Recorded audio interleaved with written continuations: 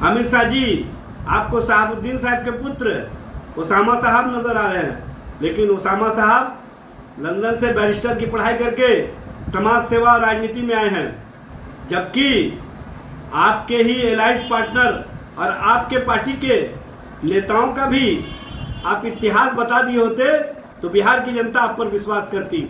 राजू सिंह के संबंध में बता दिए होते, जिन पर महिला की हत्या का मामला है। जीवेश मिश्रा के संबंध में बता दिए होते, जिन पर फर्जी दवा के मामले में सजा का मामला है।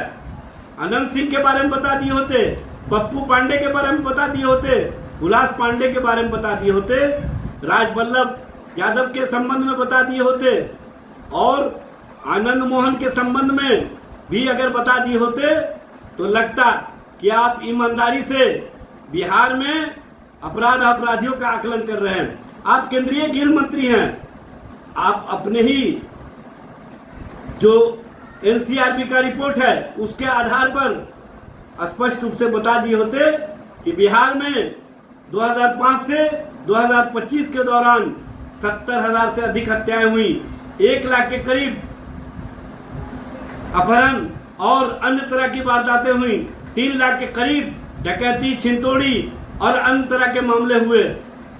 महिलाओं पर अत्याचार की घटनाएं और महिलाओं के साथ मुजफ्फरपुर शेल्टर होम जैसी घटनाएं हुई हैं। और तो यह है कि बिहार कैबिनेट जो 34 मंत्री हैं उसमें 23 मंत्री पर अपराध और भ्रष्टाचार के मामले हैं। ये एडीआर की रिपोर्ट में स्पष्ट रूप से सामने है। उसमें भी 17 मंत्री पर गंभीर आरोप हैं।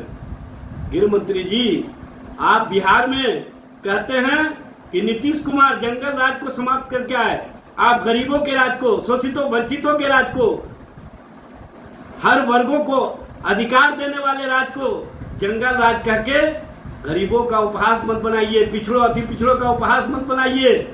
आपको ये बताना चाहिए कि वर्तमान में जो सरकार चल रही है उसका इकबाल समाप्त हो गया है। अपराधियों का बोलबाला है, अपराधियों को सरकार के माध्यम से संरक्षित किया जा रहा है और अपराधी स्पष्ट रूप से कह रहे हैं कि सैया भय कोतवाल तो अब डर का है का।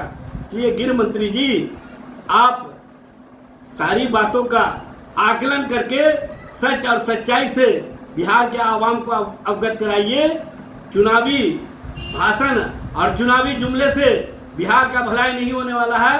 अब बिहार की जनता 37 साल के नौजवान तेजस्वी प्रसाद यादव के द्वारा जो हर घर नौकरी रोजगार जो तेजस्वी जी के द्वारा बिहार में विकास का आयाम दिया गया है, उसके कारण उन पर विश्वास और समर्थन व्यक्त कर रहे हैं। और आने वाले समय में बिहार में बदलाव के बयार तेजस्वी जी के नेतृत्व में जो बह रही है वो सत्ता परिवर्तन के कारक के तौर पर तेजस्वी जी के साथ बिहार की जनता खड़ी है।